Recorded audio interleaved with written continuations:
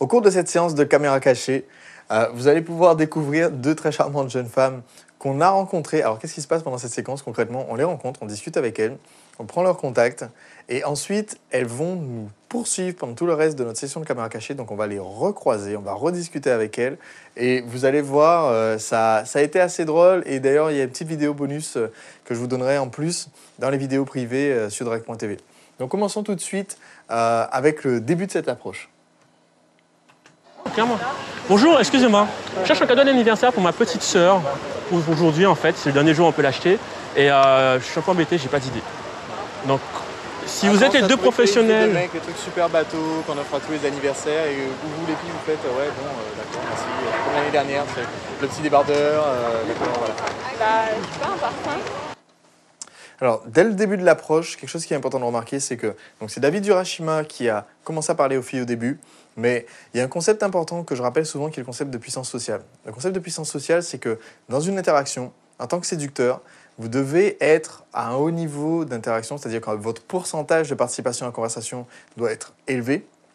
Et donc, même si vous êtes avec un acolyte qui fait la plupart de la conversation, il faut que vous soyez capable de vous intégrer en permanence dans la conversation. C'est pour ça que pendant l'approche, je suis aussi intervenu au début, dans les premières secondes de l'approche, parce que le but, quand on est en train d'aborder, de créer un premier contact, c'est surtout pas de laisser quelqu'un d'autre prendre la main sur toute la conversation et de se retrouver en tant que spectateur à juste attendre d'écouter l'autre en train de draguer les filles, ce qui est absolument pas productif. Alors, non, la première fois qu'on voit un message, tu vois, la connaissant, vu que j'adore la taquiner, elle va trop dire « Ouais, d'accord, David, j'ai compris, je pue, quoi, c'est ça. » Et non, elle va... C'est quoi le meilleur truc qu'elle t'ait offert pour ton anniversaire? Je pose la question, c'est quoi le meilleur truc qu'elle t'ait offert pour ton anniversaire? Pourquoi? Parce que la phrase d'approche qu'on a utilisée, à savoir, bon voilà, il y a l'anniversaire de la sœur David qui va approcher, c'est un prétexte. Autrement dit, c'est un sujet de conversation qu'on a utilisé qui permet juste de lancer la conversation, mais dont on va se débarrasser dès que possible, ou alors dont on va diverger dès que possible. C'est-à-dire que vous allez voir dans cette conversation-là qu'on est souvent revenu effectivement sur ce prétexte du début, mais qu'à toute occasion de saisir une perche, de partir sur un sujet tangent, je saisis toujours cette opportunité où là, justement, je crée l'opportunité de parler d'autre chose, autrement dit de parler d'elle, très très rapidement dans la conversation parce que c'est ça qui est passionnant. Qu'est-ce qui passionne les gens? C'est tout simplement qu'on leur fasse parler, eux, de leur passion et des moments qui sont associés à beaucoup d'émotions pour eux. Dis-moi que tu vas faire quelque chose pour ton anniversaire, hein, sinon on va tout C'est bientôt mon anniversaire et je vais en fait. C'est vrai? Mais non, voilà, pas le prochain, mais le dernier. Je fais des créations en fait, mes vêtements moi-même. D'accord. Tu couds? Voilà, et c'est ça. Non, mais elle aussi. Alors, c'est la reine du burda, attention. C'est quelque chose que j'ai déjà expliqué sur la plupart des approches qu'on a réalisées en caméra cachée. Vous allez constater que quand je m'exprime ou quand David Urashima s'exprime, à chaque fois que vous allez voir les séducteurs en train de s'exprimer face à des femmes, on est tout le temps en train de pousser les traits au maximum. Autrement dit, on ne dit pas juste « oui, ma sœur, elle sait un petit peu cuisiner », c'est la reine du burda. Donc c'est la reine de la couture et on va toujours pousser les choses à leur extrême au maximum. Pourquoi? Parce que c'est ça qui fait que la conversation va rester enjouée et dynamique. D'accord? Donc on ne fait pas une conversation en demi-teinte, on pousse toujours chaque description que vous allez nous entendre faire pendant toute la vidéo. Chaque description est toujours poussée aux extrêmes. Sur des patrons, maintenant elle a son mannequin, elle prend ses épingles, elle fait son truc, mais c'est... Bah, acheter du tissu. Tu fais ça comme loisir ou comme des créations? Oui. Tu fais ça pour les anniversaires de tes copines, etc. comme loisir ou bien tu fais ça... Non, C'est génial ça. Tu fais des propres vêtements, bah oui. tu les commercialises. Bah, ça, c'est elle qui l'a fait. On va s'entendre, bonjour. Et hop, un toucher prétexte, ça fait un peu moins d'une minute qu'on est en interaction. Le but, c'est juste de commencer à créer le premier contact. C'est à ça que ça sert le toucher prétexte. Et on peut effectivement faire un tapement 5, donc un high five, avoir la main levée et que la fille ne s'en rende pas compte tout de suite, ce qui a été le cas. Pendant les premières secondes, elle était tournée vers David, elle n'a pas vu. Mais j'ai juste attendu une petite seconde en faisant ça jusqu'à ce qu'elle finisse par me taper dans la main. Et ça fait, quand on a créé le high five, on a créé un toucher prétexte, ça met juste un précédent dans la conversation qui dit effectivement, j'ai déjà touché cette personne inconnue et je me sens à l'aise avec son toucher et donc on va pouvoir aller dans des situations croissantes de complicité et de familiarité avec elle. Alors du coup, ben voilà, on Non, a un alors, esprit non, créatif, ok, ça veut non. dire qu'on va avoir des bonnes idées, ça. Pourquoi je dis ça, blague à part? Je suis en train de voir pour lancer une nouvelle marque de vêtements. Ma première marque de vêtements parce que je n'ai rien du tout. Donc ça m'intéresse d'avoir des gens qui sont aussi dans ce milieu-là.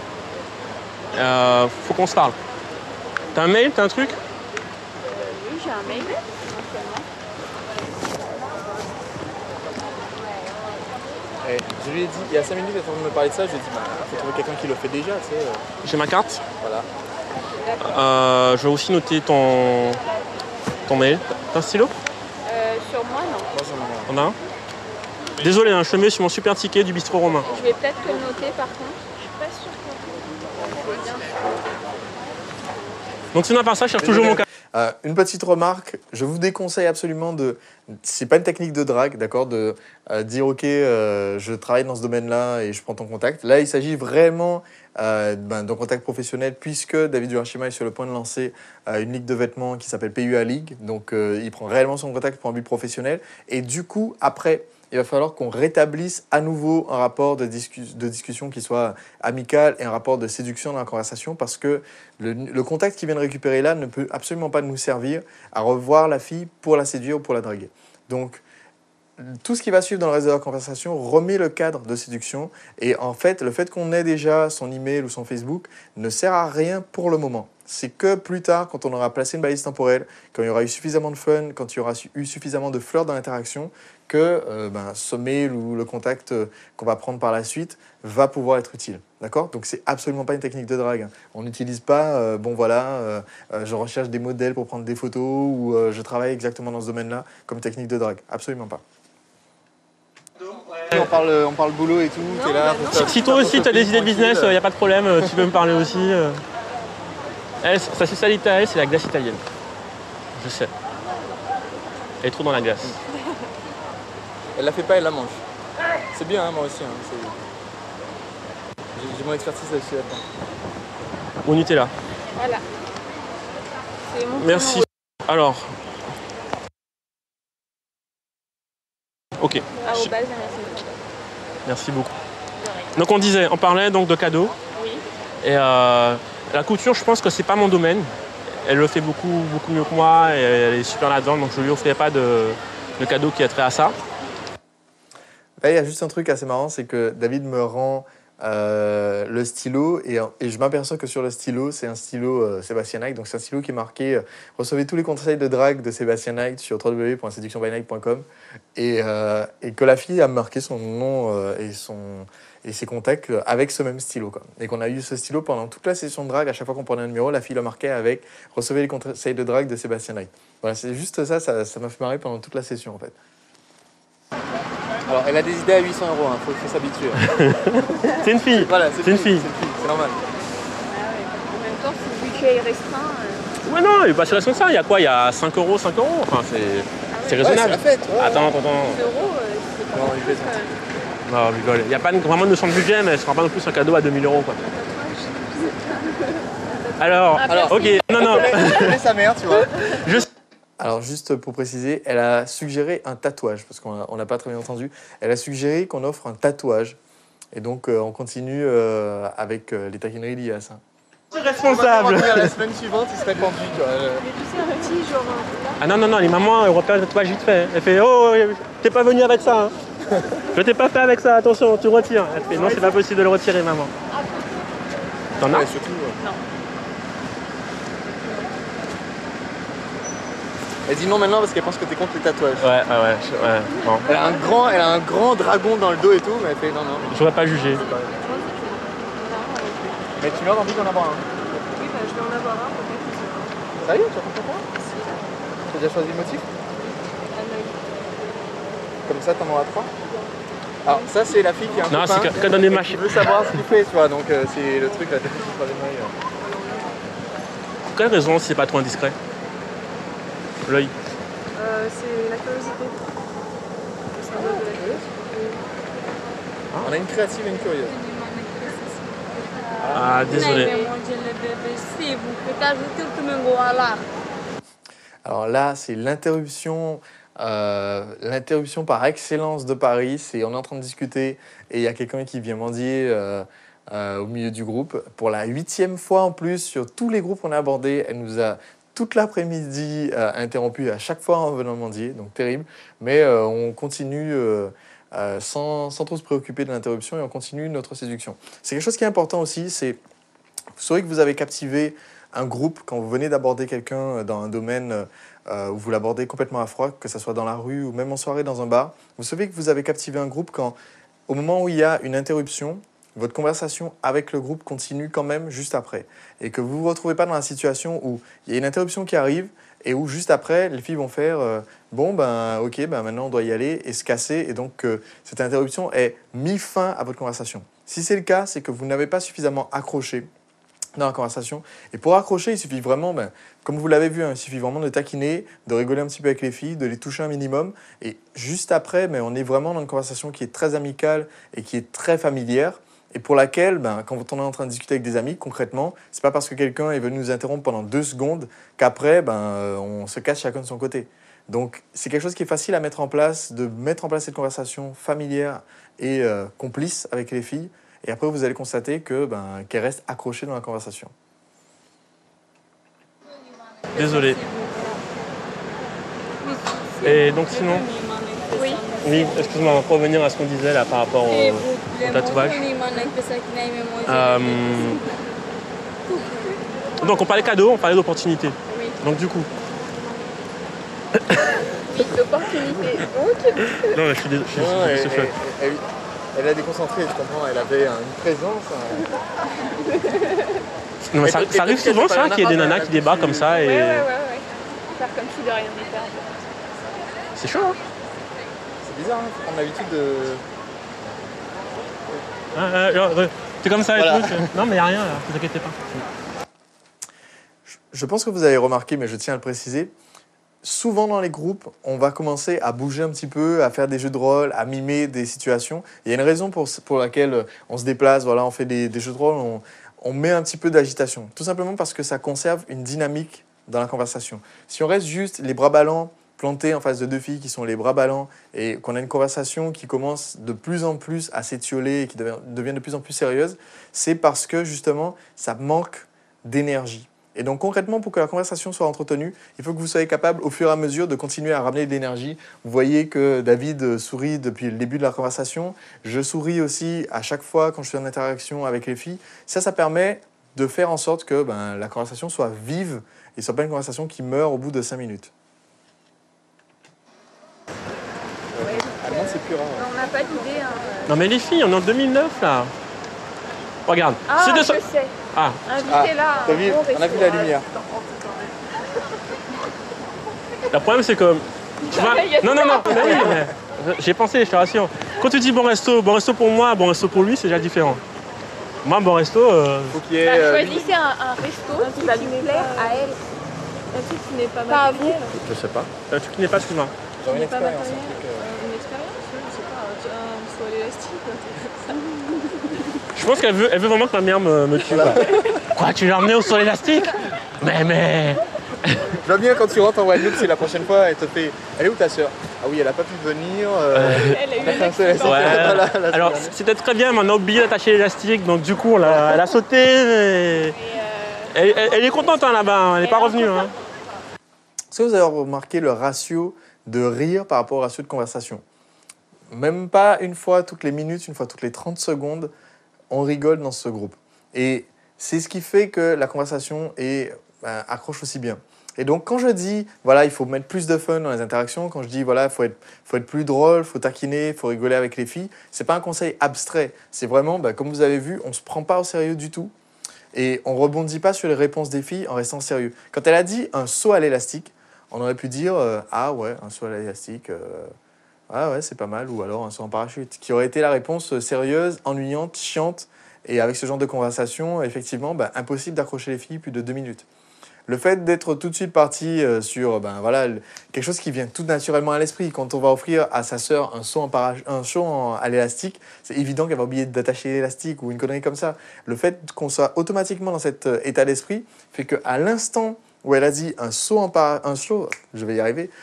où elle a dit un saut à l'élastique et on l'a regardé avec des grands yeux, elles ont éclaté de rire toutes les deux. Et donc, parce qu'elles ont déjà su à l'avance qu'on allait dire, qu'on allait faire la petite blague qu'on a faite juste après. Donc, quand on dit d'amener du fun, c'est vraiment parce qu'on l'amène. C'est pas parce que dans la conversation, on essaye de générer du fun.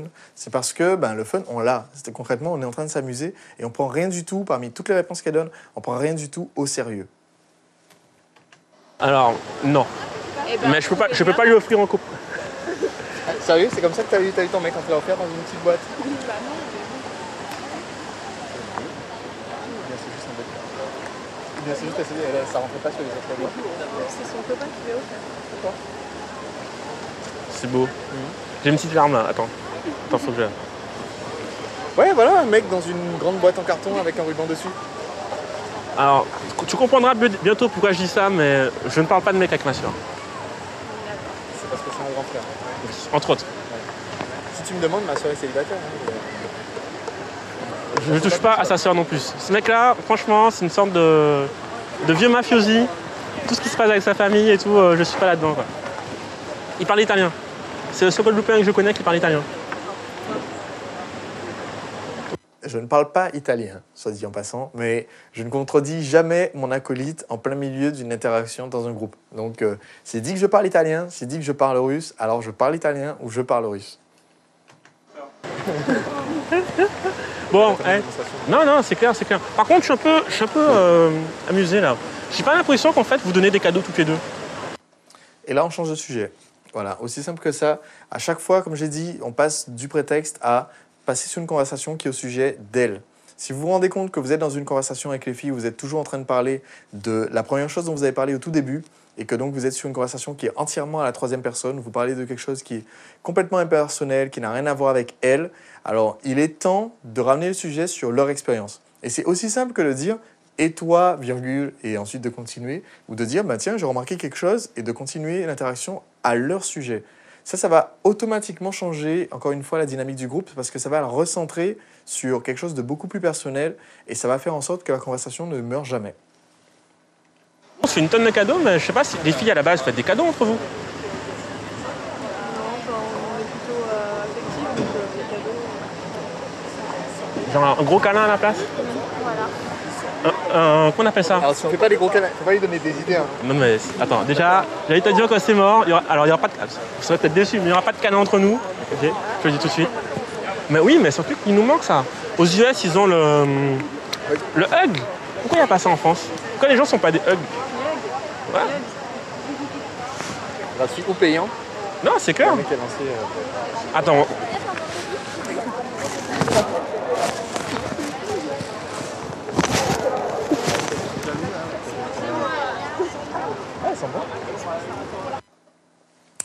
Alors, il y a deux choses à voir. La première, c'est le toucher prétexte. Donc, on est parti sur, allez, pourquoi est-ce qu'en France, on ne fait pas des hugs et donc on fait des hugs, donc on fait des embrassades avec les filles. Donc, automatiquement, encore une fois, ça continue à créer davantage de complicité, davantage de familiarité avec les filles parce que, concrètement, on fait ça en général avec des potes, avec des amis. On ne fait pas ça avec des inconnus qu'on vient de rencontrer depuis 2 minutes dans la rue. Donc, quand vous le faites, ce qui se passe, c'est que automatiquement, la rationalisation, c'est-à-dire le processus qu'on a toujours qui permet d'expliquer ce qui vient de se passer, dit ok, ces mecs-là, c'est des mecs qui sont super sympas. Puisque je ne ferais pas ça avec des inconnus, de parfaits inconnus dans la rue. Si j'ai fait ça, c'est que y a quelque chose qui est en train de se passer et que effectivement, c'est des gens avec qui je m'entends super bien. Donc ça, c'est important, c'est la première chose. La deuxième, si vous avez bien entendu, quand j'ai fait un hug à la charmante rousse qui est à gauche, j'ai dit « Ah, tu sens bon ?» Et quand j'ai fait le hug à la deuxième fille, j'ai rien dit du tout, j'ai juste fait un hug. Ça fait une taquinerie qui est implicite, qui est « Tiens, mais je viens de remarquer que sa copine sent bon. Ça aurait été naturel que je dise « Ah, tu sens bon aussi ?» Et là, je dis rien. Et du coup, qu'est-ce qu'il y a comme réaction?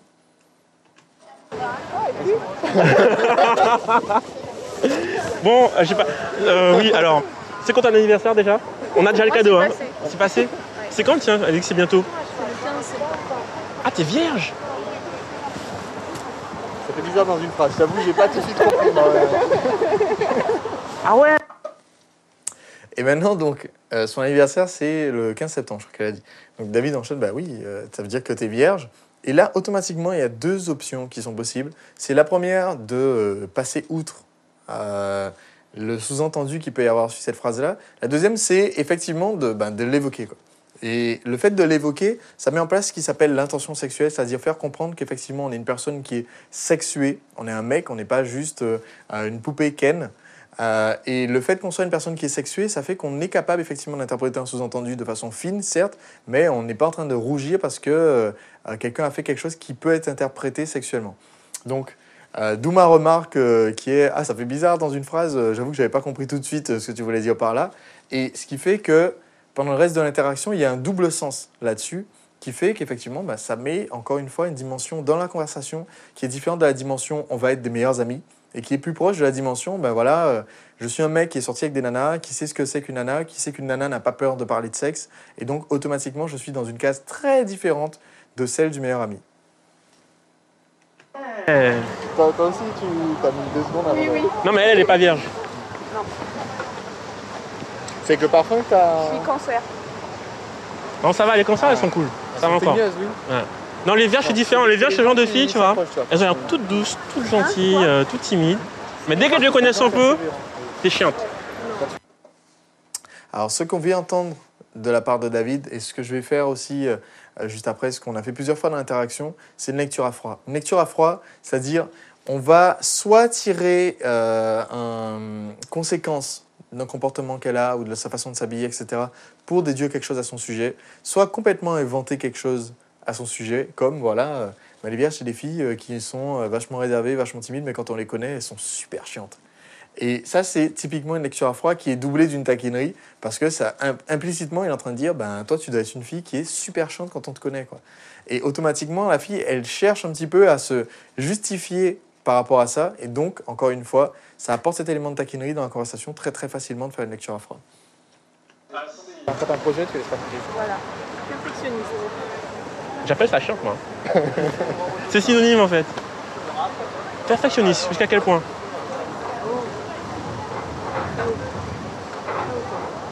Là, ça fait 6 ans qu'elle continue de préparer son code parce que le jour où elle va, elle veut l'avoir sans faute. Par exemple. Non, elle n'a pas le permis. Ça se voit aussi. Il y a très peu de vierges qui ont le permis, en fait. C'est pour ça que tu peux dire qu'elle n'a pas le permis. Attends, ça se fait. C'est belle comment il nous... La phrase qu'elle vient de dire, c'est « C'est dingue comment il nous cerne ». C'est dingue comment il nous cerne, c'est pas possible. Pourquoi? Parce que quand on fait des lectures à froid, ce qui est bien, c'est que quand on est à côté de la plaque, elle rectifie. Et quand on a raison, ça produit l'effet. Mais c'est dingue comment il a réussi à nous cerner. Donc c'est un outil qui est à double tranchant parce qu'on n'a jamais tort. Ça marche à tous les coups. C'est super simple à utiliser et en plus, ça permet d'entretenir la conversation encore de façon fun. C'est de la triche, c'est parce qu'on est coach, donc souvent on voit plein de monde. Et après, tu as un sens un peu de... Ce que je viens de faire maintenant, ça s'appelle de l'accessibilité. Et l'accessibilité, c'est donner les éléments du puzzle. Donc j'ai dit effectivement, on triche un petit peu parce qu'on est coach, on rencontre beaucoup de personnes et c'est ce qui fait qu'on est capable facilement de cerner les gens. Ça, l'accessibilité, c'est quelque chose qui permet justement de mettre davantage les autres en confiance, de mettre une femme en confiance parce qu'elle commence à avoir des éléments du puzzle de votre vie et donc elle peut vous imaginer soit dans votre activité professionnelle, soit par rapport à votre famille. Donc voilà, elle sait que on a chacun une sœur, elle sait qu'on est coach, elle sait qu'il va lancer une ligne de vêtements bientôt. Ça lui donne des éléments qui lui permettent de s'imaginer un petit peu ce qu'on est en dehors de cette conversation qu'on est en train d'avoir avec elle. Ce qui fait que le lendemain, quand on va lui passer un coup de fil ou lui envoyer un message, elle va pas se dire c'est les mecs bizarres avec qui j'ai juste rigolé. Elle va un petit peu avoir des éléments de confiance supplémentaires parce que clairement j'ai une vie et qu'elle en connaît quelques éléments. C'est pas pour comprendre les gens. Ouais, non, ça sert. Par contre, pour trouver des cadeaux, ça sert à rien. Ça, c'est clair. Après, on devrait faire, venir avec une boule en verre ronde comme ça et puis dire aux gens, oui, tu n'as pas le permis. On lui aurait fait ça, elle aurait fait, tu n'as pas le permis, tu veux un tatouage. Tu sens bon. Non, c'est clair, faudrait faire un show, je sais pas. Un jour, je vais prendre toi, les spectacles, là, où tu prends le micro, tu ramènes des potes, tu fais remplir la salle, mes potes et tout, payer l'entrée quand même. Et tu fais trop le spectacle comique. J'aimerais bien faire ça un jour, un one-man show. Si j'en fais un, est-ce que vous venez? Clairement, vous ramenez des copines aussi? Toute la classe, tu vois. Bonjour à la terminale 3B. Qu'il y a une taquinerie planquée là-dedans, puisque Tu ramèneras toutes tes copines et enchaîner avec ouais, il y aura toute la classe, bonjour à la terminale 3B. Sous-entendu, ben, les filles, vous avez 16 ans, quoi. Et le fait de. C'est une technique qu'on utilise assez souvent, de dire aux filles bon, alors, ça s'est passé comment le brevet des collèges ou des trucs comme ça, alors qu'elles ont clairement 25 ans ou plus. Le fait de faire ça, ça fait tout simplement que. Comme on la met encore à nouveau dans une position où clairement ben, on la prend pas au sérieux et on trouve qu'elle a des attitudes de gamine, sinon on ne ferait pas ce commentaire-là, ça lui donne, ça la force entre guillemets à se justifier. Et ça la force entre guillemets à essayer de continuer de prouver que ben, elle a le niveau pour continuer à discuter avec nous. Ce qui est sympa dans une interaction et ce qui est une réaction classique à une taquinerie. D'ailleurs, tiens, vous avez quel âge? Moi, 21. D'accord. Il va avoir 20 ans. 20? Une grande dame qui se fête alors. 20 ans, dans 15 jours, il y a trop moyen de faire une grosse fête. Tu fais ça où? Et là, c'est là qu'on va placer notre balise temporelle et s'inviter à sa fête d'anniversaire. Je le fais sur le quartier latin. Saint-Michel, Saint-Germain, Odéon. Non, Paris. Ouais, je parle de Paris. Saint-Michel, Elle connaît un peu Paris ou pas? Je connais pas trop Paris. Ah oui, d'accord. C'est pour ça, je fais. Mais c'est bizarre, Ouais, voilà. mais je comprends pas. C'est la réponse. Mais c'est quoi cette ville? Un restaurant au quartier latin. Tu passes pour les études alors cette année, première année Je reprends les études pour un bac service. D'accord. Donc t'as fini ton année sabbatique? Les 2 années sabbatiques. Ah ouais, tranquille. À la seconde où elle dit j'ai fait 2 années sabbatiques, pour moi, à titre personnel, elle est entièrement disqualifiée. Si c'était pas une caméra cachée, clairement, mon intérêt pour cette fille vient de chuter un peu en dessous de 0 à l'instant où elle dit je viens de faire 2 années sabbatiques et de rien faire et de passer mes 2 années devant une télévision assise dans un canapé. Donc c'est pour ça que c'est important de connaître les critères qu'on a par rapport à la séduction, les critères qu'on a pour une nana et les critères de ce qu'on recherche pour une relation. Parce que clairement, là, pour moi, ça veut dire c'est fini. Enfin, il n'y a strictement aucune chance. C'est pas une nana qui me correspond. Je continue. Passons. Fugue. Canapé. Ah, c'est bien. Canapé. Ah, un peu de Pélé, ça fait pas de mal. Hein. Ah, là, elle est incollable maintenant. Toutes les séries, c'est bon quoi. J'ai gagné la Starac 2007. Fallait réviser au minimum quoi. Ah, mais c'est. Culture télé. C'est comment il s'appelle? C'est Johnny là? Non, C'est Nancy qui a gagné. en 2007? Oh, c'est mort. Je sais pas. On ne devait pas chercher un cadeau cette fois-ci. Ah oui, non, mais j'ai perdu tout l'espoir. Hein. Franchement, je suis arrivé, j'ai posé, j'ai vu la panique et le perfectionnisme. Et du coup, je me suis dit, bon, ben. Pourquoi la panique? Ben, pas d'idée. J'ai pas d'idée cadeau. On peut se regarder là pendant 2 minutes. Je sais pas. En fait, un truc qui me gêne, c'est qu'elle a un regard super candide. Tu vois, elle est vraiment innocente. Tu vois. Quand tu la vois, tu fais, cette fille, elle est cool.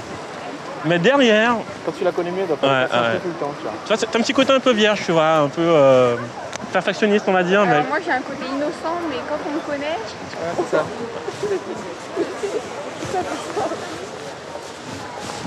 C'est pour ça, là, tu vois, je fais bon, mieux qu'on reste un peu superficiel, comme ça, je recolle le côté sympa, gentil de Flore, je pas le côté un peu chien, quoi. Faut pas le risque. Vous savez, l'angle qu'on a quand on est en train de discuter avec les filles. Alors moi, je suis complètement dans l'alignement. C'est pour ça qu'on ne me voit pas la plupart du temps parce que je suis quasiment aligné avec la fille qui est à ma droite. Et David, lui, est aussi avec un angle très très ouvert avec la fille avec qui il discute le plus, qui est à sa gauche. Autrement dit, on n'est pas dans une situation où on s'est mis tous les deux face aux 2 filles et où il y a un trou entre notre groupe de 2 séducteurs et le groupe des 2 filles. Là, au contraire, on est dans une situation où on est tous les deux juste à côté d'une des filles, ce qui fait que c'est très facile de la toucher, ce qui fait aussi que c'est aussi une situation qui est très décontractée parce qu'on n'est pas à 2 mecs contre 2 nanas et que ça permet d'entretenir des conversations, de splitter à des moments où vous avez vu qu'on avait soit une conversation croisée où chacun parlait à la fille qui était de l'autre côté, donc face à lui, soit on avait une conversation avec la fille qui était juste à côté de nous pendant que l'autre discutait avec la fille qui est juste à côté de lui. Et ça permet, encore une fois, de créer une dynamique de groupe plus propice à la séduction que si on était en face à face. Bon, qu'est-ce qui s'est passé juste après? C'est que les 2 filles, donc, on s'est quitté sur cette promesse de passer les voir à son anniversaire le 15 septembre. Et pendant qu'on était en train de tourner d'autres caméras cachées pour d'autres séquences qu'on utilisera pour d'autres DVD, pendant qu'on était en train de tourner ces autres séquences de caméras cachées, elles nous ont suivis Donc elles n'ont pas capté qu'on était en train de filmer, mais elles nous ont suivis. Et pourquoi? Parce que sur la carte de visite que David leur a remis, qui était sa carte de visite, donc David Urashima, visionnaire, c'est ce qui est marqué sur sa carte de visite, elles ont été intriguées par la carte de visite. Elles ont décidé de nous suivre. Elles ont vu qu'effectivement, on continuait à discuter avec plein de gens dans la rue. Et donc, elles sont revenues nous parler un petit peu plus tard dans l'après-midi. On a discuté avec elles. J'ai pris le contact donc, de la deuxième, puisqu'on avait jusque-là le contact que de la brune. Donc, j'ai pris le contact de la rousse. On s'est dit au revoir. Et qu'est-ce qui se passe? C'est que 20 minutes plus tard encore, donc 2 approches plus loin, on retombe encore sur elle et on a une petite vidéo qui va suivre. En lunettes. Tu devrais essayer les lentilles. C'est vrai? Ouais. On est d'accord, hein? C'est vrai, je suis mieux sur lunettes? Ouais. Comme ça, je suis mieux, je suis plus sexy. Donc là, dans notre groupe, il y a moi-même, David Urashima, David Garm qui nous a rejoints. Et en plus, il y a Tony qui est dans la conversation. Donc Tony, notre cher ami caméraman, qui d'ailleurs aura sûrement des très intéressantes anecdotes à raconter le jour où j'arrive à le faire passer de l'autre côté de la caméra. Et donc, il est avec nous dans la conversation. Les filles ont déjà remarqué à ce moment-là qu'on avait une caméra. Elles avaient remarqué qu'on était en train de filmer d'autres personnes, mais elles ne savent même pas qu'on est en train de continuer à filmer pendant qu'elles sont en train de discuter avec nous. Donc l'interaction continue. Et là, c'est la 3e fois qu'on les rencontre. La première fois, on a pris leur contact.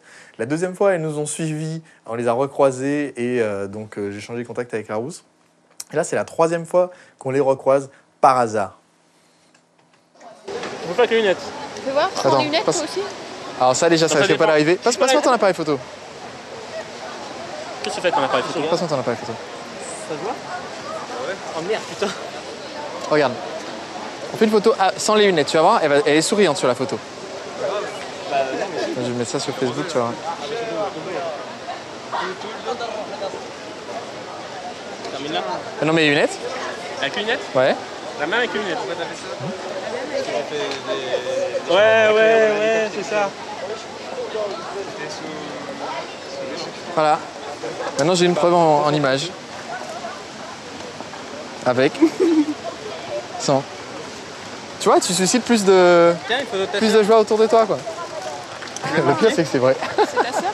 C'est ma soeur. Alors, Non mais il faudrait la voir tout entière en ouais, fait. c'est ce que je suis en train de chercher, mais. Non, mais elle adore se prendre en photo en fait, sans être tout entière. Tiens, une photo entière. Ah, mais des bâtards! Je crois qu'il faut que tu trouves un autre appart pour dormir ce soir. Hein. Non. Ouais. Tiens, hop. Ah, ben, un peu mal cadré quand même. Ah, c'est pas bien. moi qui l'ai Je fait. crois que c'est elle qui a fait cette robe-là. Non, on va pas trop. Non, mais là aussi, c'est un gala, donc elle est super classe. Mais c'est Voilà, pas son style de tous les jours. J'aimerais bien se balader habillé comme ça dans la rue tous les jours. Ah, bah ouais, c'est sur Facebook que j'ai remarqué. Allez. Bon bah à la recherche du cadeau toujours. Ouais, ça c'est elle.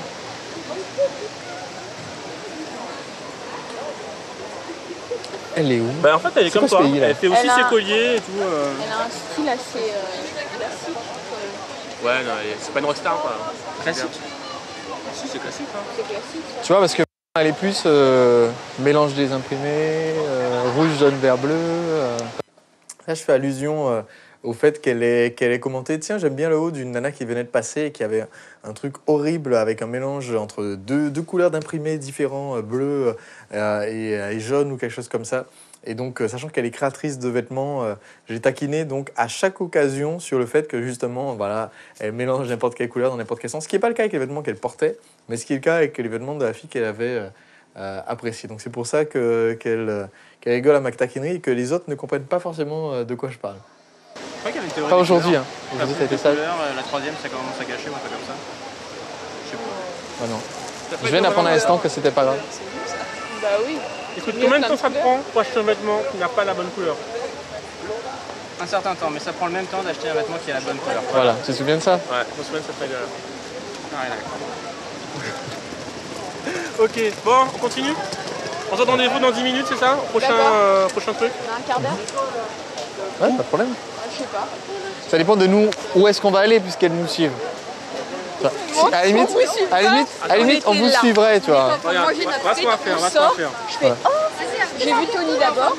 Tony, Tony. C'est ça, il a c'est ça les perdu- il a Italiens, perdu quoi. son aura Ça, c'est de ça. il m'a vu Italiens, d'ailleurs. ça. J'étais là, je sortais, il m'a vu aussi. Et voilà, et après on vous a vu vous. Ah, espèce de rital, là. C'est vrai qu'on me voit. Je moque de lui, je lui dis à chaque fois, on va jamais. Donc, ensuite, on a continué notre périple avec Tony, l'homme invisible. Et donc, ce qui s'est passé, c'est que David Garm est resté à discuter avec la rousse. Donc, ils étaient tous les deux. Et sa copine donc, s'est retrouvée toute seule. Elle ne voulait pas aller les interrompre. Pour une fois que des filles jouent pour l'équipe, ça c'est très bien. Donc, elle ne voulait pas aller les interrompre. Donc, elle est restée avec nous. Et elle m'a accompagné pendant une autre séquence de caméra cachée. Je lui ai dit, ben, écoute, viens avec moi, allez, on va aller discuter avec des filles. On va filmer et puis tu pourras te voir en vidéo. Donc, ce qui s'est passé, c'est qu'on a tourné une autre séquence de caméra cachée où elle est avec moi, elle fait semblant d'être une copine à moi pendant que je vais faire une approche. Et je vais prendre cette séquence de vidéo de caméra cachée et la mettre dans les vidéos privées de Drag.tv. Donc au moment où vous recevez ce DVD, vous devriez avoir sur Drag.tv, avec le mot de passe qui est dans votre magazine de ce mois-ci, vous devriez pouvoir accéder à la vidéo en caméra cachée où justement avec la charmante Brune qui est ici, je vais aborder des filles complètement inconnues en l'ayant à mes côtés.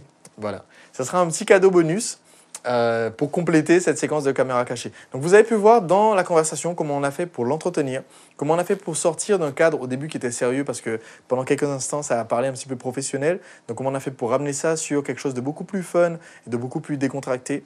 Vous avez vu comment c'était facile de récupérer les contacts des filles, comment c'était facile de les toucher, comment c'était facile de se positionner correctement dans un groupe et de créer un contact qui est suffisamment amical et décontracté pour que, quand on se recroise, ce ne soit pas bizarre ou une situation maladroite, mais au contraire, une situation où on est complètement à l'aise et où on recommence à discuter de façon complètement amicale. Et avec les sous-entendus, donc l'intention sexuelle et le flirt, qui font que quand je dis une situation complètement amicale, c'est parce que il n'y a pas de gêne ou de blanc dans la conversation, mais on n'est pas sur un plan amical dans le sens les meilleurs amis, mais plus dans le plan amical dans le sens les petits amis potentiels, parce que justement on n'a pas rechigné devant l'intention sexuelle.